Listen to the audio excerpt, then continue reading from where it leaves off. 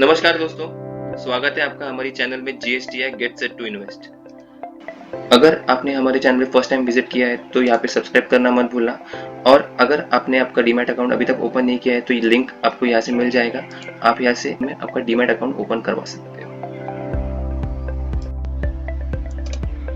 ठीक है दोस्तों, सो आज की वीडियो की शुरुआत करते हैं। तो आज के वीडियो में हम ऐसे कुछ पॉइंट्स के बारे में डिस्कस करने वाले हैं जो मतलब हम लोग को किसी भी स्टॉक में इन्वेस्टमेंट करने से उन पॉइंट्स को हम लोग को ध्यान रखना चाहिए और उस हिसाब से हमको उस स्टॉक का एनालिसिस करना चाहिए। तो ठीक है दोस्तों, उन पॉइंट्स को हम लोग वन बाय वन समझने की कोशिश करते हैं। तो किसी भी स्टॉक का एनालिसिस का फर्स्ट पॉइंट होता है दोस्तों बिजनेस। आपको किसी भी स्टॉक में इन्वेस्ट करने से पहले उस स्टॉक का बिजनेस, उस कंपनी का बिजनेस मॉडल और सेगमेंट, सेक्टर ये समझना बहुत जरूरी है। क्योंकि अगर आपको उस कंपनी का बिजनेस ही समझ में नहीं आ रहा है तो आप उस कंपनी में टिक ही नहीं पाओगे। फॉर एग्जाम्पल, अगर आपने किसी भी रैंडम स्टॉक में आपने अपना पैसा लगा दिया, वो भाग रहा है तब तक आपको वो अच्छा लगेगा, लेकिन जिस दिन उसमें गिरावट आ जाएगी तो उस दिन आप मतलब डर जाओगे, आप मतलब टिक नहीं पाओगे उस स्टॉक में और आप एग्जिट कर लोगे उससे। ठीक है, तो किसी भी स्टॉक में एनालिसिस करने से पहले उसका बिजनेस समझना और हर एक चीज के बारे में एनालिसिस करना आपके लिए बहुत जरूरी है। ऐसे समझना है कि वो बिजनेस को आप ही ओन कर रहे हो और अगले मतलब फ्यूचर में आपके हिसाब से क्या फ्यूचर प्लानिंग हो सकती है। आप अगर वो खुद का बिजनेस होता तो आप क्या क्या स्टेप्स उठाते हैं। तो ये सब चीजें को आपको फोरकास्ट करके उस स्टॉक में आपको इन्वेस्ट करना चाहिए। और किसी भी स्टॉक में इन्वेस्टमेंट अगर आपको करना है ना, तो आपका जो मतलब बेसिकली जो आपका जो नजरिया होना चाहिए वो लॉन्ग टर्म का होना चाहिए। क्योंकि किसी भी स्टॉक में अगर मतलब आपका नजरिया अगर 1 और 2 साल का या फिर 6 महीने का होगा ना, तो दोस्तों वो स्टॉक है ना कंप्लीट साइकिल से जाता ही नहीं है 1-2 साल में। उसको अच्छी रिटर्न्स मतलब जनरेट करने के लिए भी कम से कम 5 साल देना चाहिए हम लोग किसी भी स्टॉक को, वो चाहे स्मॉल कैप हो, मिड कैप हो या लार्ज कैप हो। तो किसी भी स्टॉक में आपको कम से कम 5 साल तो होल्ड करना ही चाहिए अगर आपको बिजनेस पे भरोसा है।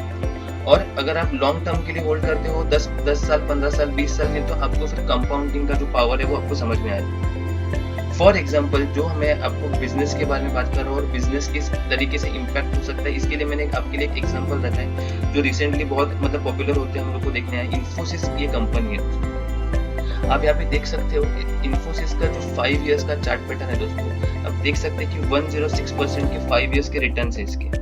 लेकिन अगर हम लोग इसका 1 ईयर का अगर चार्ट पैटर्न देखें तो हम लोग देख सकते हैं इसमें 12%, मोर देन 12% की हम लोग को गिरावट नजर आ रही है। तो जैसे कि मैंने बताया यहाँ पे कि आपको बिजनेस समझना बहुत जरूरी है दोस्तों। तो अभी जो ये इन्फोसिस का जो बिजनेस है ना दोस्तों, वो मोस्टली फॉरेन कंट्रीज के कंपनीज के साथ होता है, जैसे कि यूएस, फिर यूरोप की कंपनीज। और रिसेंटली हम लोग को यूएस और यूरोपियन कंट्रीज में हम लोग को बहुत मतलब चैलेंजेस हम लोग को फेस करते दिखने मिल रहे थे रिलेटेड टू बैंकिंग सेक्टर, फिर आईटी सेक्टर।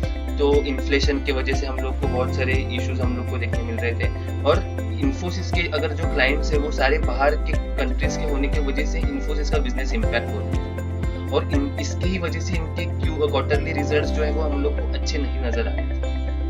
और उसी की वजह से हम देख सकते हैं 1 ईयर का चार्ट पैटर्न 12% का हम लोग को गिरावट नजर आ रहा है। अगर हम लोग 6 मंथ्स का पिछले 6 महीने का देखें तो हम लोग को ऑलमोस्ट 19% का हम लोग को गिरावट नजर आ रहा है। लेकिन अगर हम लोग 5 इयर्स का चार्ट पैटर्न देखें तो 106% का रिटर्न हम लोग को प्रॉफिट नजर आ रहा है। तो कभी भी हम लोग को कम से कम 5 साल तो देने ही चाहिए। ठीक है, तो फर्स्ट पॉइंट था हमारा बिजनेस। अभी सेकंड पॉइंट की तरफ बढ़ते हैं जो है प्रमोटर होल्डिंग। ठीक है, तो किसी भी कंपनी के जो प्रमोटर्स होते हैं, प्रमोटर्स मतलब जिन्होंने कंपनी शुरू की, ठीक है, तो एटलीस्ट आपको ये देखना है कि उस कंपनी के जो प्रमोटर होल्डिंग्स है 50% के आसपास हो या उससे ज्यादा हो। ठीक है, ये आपको कम से कम ध्यान रखना पड़ेगा।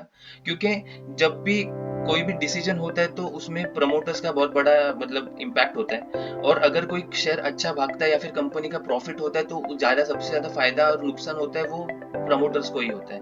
तो अगर कंपनी के प्रमोटर्स की होल्डिंग ज्यादा रहेगी उस कंपनी में तो ऑब्वियसली वो लोग जो डिसीजन लेंगे, कंपनी की ग्रोथ के लिए जो काम करेंगे वो अच्छी तरीके से कर पाएंगे।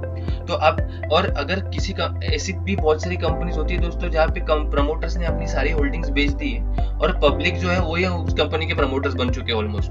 तो ऐसी भी कंपनीज है दोस्तों, तो उनको आप अवॉइड करोगे तो बेटर रहेगा। ऐसी कंपनी दोस्तों, आप ऐसे कंपनीज आप देख सकते हो 89-88% के मतलब हम लोग पब्लिक की होल्डिंग है। अगर हम लोग प्रमोटर की होल्डिंग देखें तो सिर्फ 5%। तो ऐसे कंपनीज में हम जितना अवॉइड कर सकते हैं ना दोस्तों, हम लोग को करना चाहिए। ठीक है, तो आपको ये ध्यान में रखना है कि प्रमोटर की होल्डिंग कम से कम 50% के आसपास तो होनी चाहिए। ठीक है, जो हमारा नेक्स्ट पॉइंट है दोस्तों वो है क्लाइंट्स। तो क्लाइंट्स जो होते हैं ना दोस्तों, उसके हिसाब से हम लोग को मतलब उसके ऊपर भी ध्यान देना चाहिए कि पर्टिकुलर कंपनी कौन सी कंपनीज के साथ काम करती है। जैसे मैंने आपको इन्फोसिस का एक एग्जांपल दिया कि इन्फोसिस का जो क्लाइंट बेस है वो ऑलमोस्ट यूएस और यूके यूरोपियन कंट्रीज में है। तो उसकी वजह से उनका इम्पैक्ट हो रहा है business due to inflation and other factors. तो आपको उसके ऊपर भी ध्यान देना है कि कंपनी के क्लाइंट्स कौन कौन है, उनके जो प्रोडक्ट्स है वो उसके कस्टमर्स कौन कौन है, तो उसके ऊपर आपको ध्यान देना है। ठीक है, तो अभी तक हम लोग ने 3 पॉइंट कवर किए। फर्स्ट है बिजनेस, फिर प्रमोटर होल्डिंग, थर्ड है क्लाइंट। ठीक है, उसके बाद हम लोग का जो 4th पॉइंट है, हम लोग को ये ध्यान में रखना है दोस्तों कि इसका जो कंपनी का जो रेवेन्यू होता है वो क्वार्टरली और ईयरली बेसिस पे हम लोग को उसमें ग्रोथ कंसिस्टेंटली दिखनी चाहिए। ठीक है, क्योंकि अगर ग्रोथ रेवेन्यू मतलब क्या होता है, बेसिकली सेल्स। कंपनी का अगर कोई प्रोडक्ट है तो वो अच्छी तरीके से सेल्स हो रहा है कि नहीं, उसका हर साल उसमें अगर हम लोग को ग्रोथ देख पा रहे हैं कि नहीं रेवेन्यू में। क्योंकि अल्टीमेटली क्या होता है, प्रॉफिट जो होता है उसका बहुत बड़ा इम्पैक्ट रेवेन्यू पे होता है। अगर रेवेन्यू अगर आपका बढ़ते जा रहा है हर साल, तो आपका ऑब्वियसली आपका प्रॉफिट बढ़ने के चांसेस ज्यादा है। क्योंकि जैसे जैसे आपका सेल्स बढ़ेगा उस तरीके से आपका एक्सपेंसेस के ऊपर एक्सपेंसेस भी बढ़ सकते हैं। क्योंकि अगर आपको आपकी कंपनी को ग्रो करना है तो आपके एक्सपेंसेस ग्रो होने का चांसेस होता है। लेकिन अगर आपका इनकम ग्रो ही नहीं हुआ तो आप फिर बाकी क्या सारे फैक्टर्स को आप देख के मतलब ही नहीं। क्योंकि अगर सेल्स ही नहीं हो रहा है, ग्रो ही नहीं हो रहा है, रेवेन्यू ही ग्रो नहीं हो रहा है, तो फिर आगे के जो सारे फैक्टर्स रहेंगे उसके ऊपर इम्पैक्ट हो जाता है। तो इसलिए आपको ये ध्यान रखना है कि जो आप जिस भी कंपनी में आप इन्वेस्ट कर रहे हो उसका हर साल का और क्वार्टरली का जो टोटल इनकम रहता है वो बढ़ना चाहिए। ठीक है, तो जो हमारा लास्ट पॉइंट है दोस्तों, कंपनी डेट फ्री होनी चाहिए। कंपनी के ऊपर लोन नहीं होना चाहिए।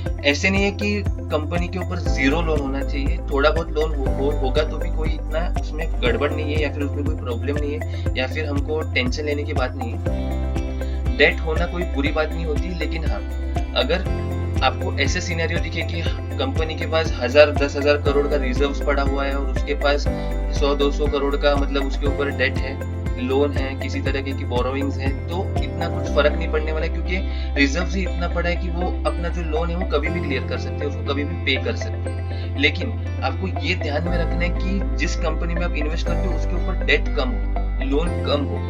क्योंकि मैक्सिमम जो आपके जो एक्सपेंसेस रहते हैं, जैसे कि मैंने बोला कि अगर आपका रेवेन्यू अगर 100 रुपया होता है, फॉर एग्जांपल 100 रुपये आपका कंपनी का रेवेन्यू है और उसमें अगर आपका लोन ही 50 रुपये का लोन है, तो आपको लोन में ही आपका इंटरेस्ट में ही ज्यादा पैसा जाने वाला है एक्सपेंसेस में। तो आपको इस तरीके से भी आपको एनालिसिस करना बहुत जरूरी है। ठीक है, तो इस वीडियो में हम लोग ने 5 पॉइंट्स कवर किए हैं। जैसे जो है, फर्स्ट आपको बिजनेस पे ध्यान देना है, सेकेंडली आपको प्रमोटर होल्डिंग्स कितने हैं वो उसके ऊपर ध्यान देना है, फिर क्लाइंट बेस क्या है कंपनी का, उसके बाद हम लोग को रेवेन्यू देखना है और देन कंपनी के ऊपर कोई डेट है क्या या फिर कोई लोन है क्या वो चेक करना है। तो मैंने ऐसे कुछ 2 कंपनीज आपके लिए ढूंढी है जो मतलब हमारे इस क्राइटेरिया में मतलब ऑलमोस्ट 90-95% फिट होती है। तो उस कंपनी के बारे में आपको मैं डिटेल में एक नेक्स्ट वीडियो में उसके बारे में बताऊंगा, लेकिन उसके जो कंपनी के जो मतलब नंबर्स है उसके बारे में हम लोग एक ग्लांस दे देते हैं उसके ऊपर। तो एक कंपनी है जिसका आप देख सकते हो मार्केट कैपिटलाइजेशन ऑलमोस्ट 78,000 करोड़ के ऊपर है। ठीक है, इसका जो पीई है वो 28 के आसपास है, मतलब ठीक ठाक अच्छी खासी रेंज में है। आप डेट देख सकते हो कि इस बार 0 डेट है। प्रोमोटर होल्डिंग इसका 51% है, तो ये भी हमारे क्राइटेरिया में बैठ रहा है। ठीक है, और इसका जो ईपीएस है वो भी 3.81 के आसपास है। तो एक टोटल पैकेज हम लोग को देखने मिल रहा है इस कंपनी में। जो हमारी दूसरी कंपनी है ना दोस्तों, उसमें भी आप देख सकते हो इसका जो मार्केट कैपिटलाइजेशन है वो है 2,20,000 करोड़ के ऊपर है। ठीक है, इसका अगर आप पीई देखो तो 92 है, तो पीई थोड़ा इसका ज्यादा हम लोग देख सकते हैं। लेकिन ठीक है, कुछ स्टॉक्स हाई पीई वाले स्टॉक्स होते हैं, लेकिन ऐसा नहीं है कि उनमें प्रॉफिट नहीं होता, इसमें भी प्रॉफिट होता है दोस्तों। और इसका अगर हम लोग डेट देखें तो 0 है। प्रमोटर होल्डिंग 74% हम लोग को देखने मिलती है, बहुत अच्छी खासी प्रमोटर होल्डिंग है दोस्तों। अगर सेल्स ग्रोथ अभी हम अब देखो तो 28% हम लोग को सेल्स ग्रोथ नजर आ रहा है। आरओई और आरओसी भी बहुत अच्छे हम लोग को दिखे हैं, और प्रॉफिट ग्रोथ जो है 35% का हम लोग को प्रॉफिट ग्रोथ नजर आ रहा है। तो ऐसे कंपनीज को आपको ढूंढना है जहाँ पे ये सब आपको मतलब ऐसा पूरा पैकेज मिले, और उसके बाद ही आपको उसमें लॉन्ग टर्म के लिए होल्ड करना है। ठीक है, सो इन कंपनीज के बारे में मैं थोड़ा डिटेल वीडियो अपना नेक्स्ट वीडियो में पूरा बनाऊंगा इसके ऊपर, तो हम बने रहेंगे। अगर आपको हमारा वीडियो अच्छा लगा होगा तो प्लीज लाइक एंड सब्सक्राइब करना मत भूलना। Thank you for watching, good bye and take care.